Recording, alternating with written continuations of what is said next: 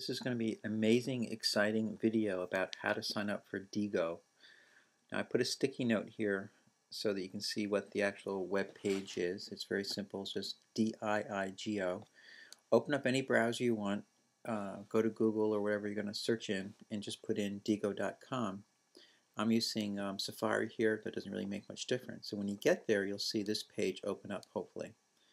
And down here where the cursor is, it says Get Started Now. So you click Get Started Now, and wait, there we go. And this page will show up. Now what you're going to do here is just very simple. You're going to put in a username. Doesn't really matter what you put in for a username. I'm going to put in Milo the cat. And I'll put in Milo. And I think the last name in this case will be Pearson. It's my son's cat. And what you want to put in for email is your AFS email. So I'll say that again, your AFS email. Not your kind of personal Gmail or your Yahoo or whatever, but AFS email. In this case, I'm going to actually put in Milo's email, which is milocat6@gmail.com. I had to actually make up an email just to make this happen. And I will put in his password.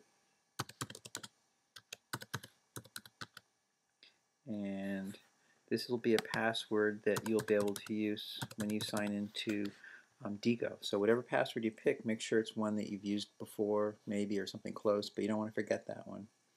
And then we have this wonderful part here, which always takes me about 3 tries to find the right combination, but maybe I'll get lucky this time.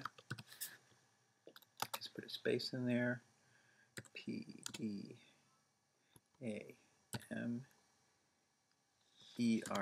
And let's cross my fingers. Okay, incorrect format. So I'm guessing there's no spaces. I'll just write Milo the cat. And let's try it.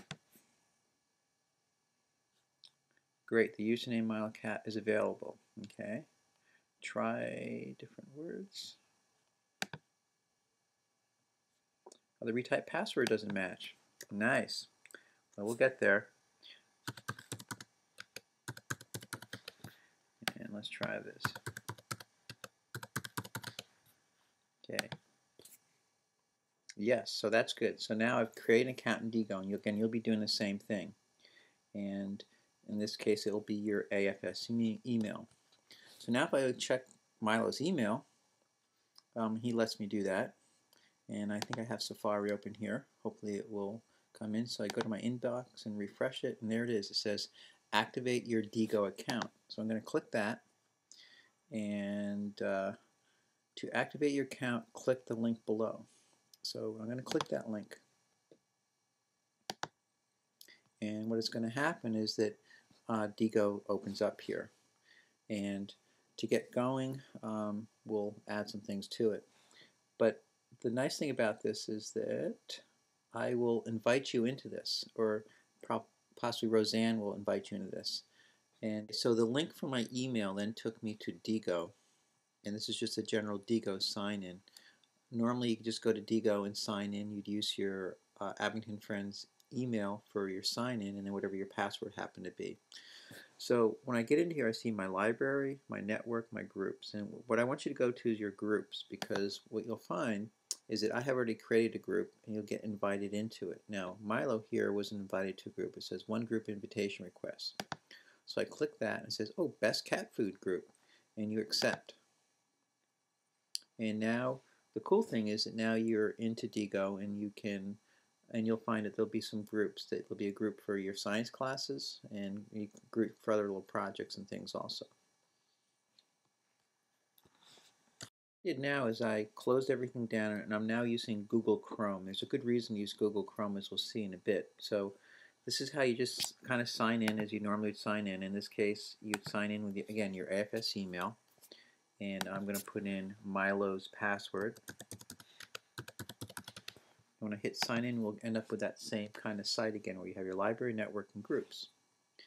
Now here's why I want you to use Google, because if you go to the top here, this menu, it says Tools. And I want you to click Tools, and when you get there, you'll see there's bookmarklets, whatever they are, And then there's extensions and web apps. And the one I'd like you to add here, which is a great one, is this one right here, which says Web Highlighter on Chrome.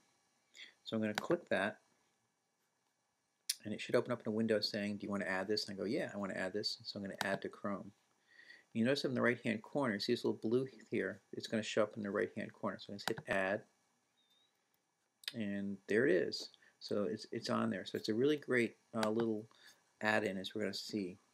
So now if I go back, and actually I can go anywhere I want actually because I'm signed in. So let's say that I just type in here cat food, because this is Milo's one big thing, cat food. And he might want to find like what's the best cat food, what you need about feeding your cat, so, or a video. So let's assume this is what he's going to check into. So you have the site here, Healthy Cats on WebMD. Who knew they had one for cats? Well, let's say you really want this article or this web page. There's information on there. Well, here's where this little plugin works so well. So if you click on it, another window opens. Highlight, bookmark, sticky note, and share. So for example, if I hit highlight, I can now have a little pen here and I can highlight stuff here. It happens to be blue, yellow now, but you can change the color if you want. If I want to add a sticky note, I can say best cat food ever, and I can post it. And the cool thing is, if I save the site, when I come back to the site, that sticky note will still be there with best cat food ever. I can add more things to it. So this will kind of be like your index cards when you take notes. And the highlighting part will be there. And then the best part of this is the bookmark. I click bookmark, and I can write a description what this site is about. And let's see, it's WebMD or whatever I want to write about it. WebMD cats. And tagging is an idea of how you can categorize these sites. So if there's cats involved in this, there's food. I can say WebMD, whatever I want to put in here. And this is a way that you then later on, when you have all your sites, you can sort them and look for them. And the last thing you can do is you can share this with people. So I'm going to share this with a group called the Best Cat Food Group, which is in there.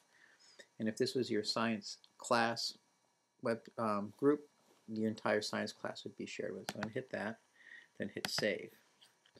And now, when I go back to my groups, actually let's first go to library. Go to library, you'll see there's that website that I just actually had bookmarked. And when I click on it,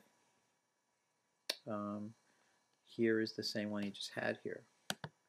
The other thing I can go back to now is to go to my groups, and if I click on, this would be the groups, and there's that same web page. So this got saved to your library because you actually were the one that saved it to your library, and then it was also saved into the Best Cat Food group.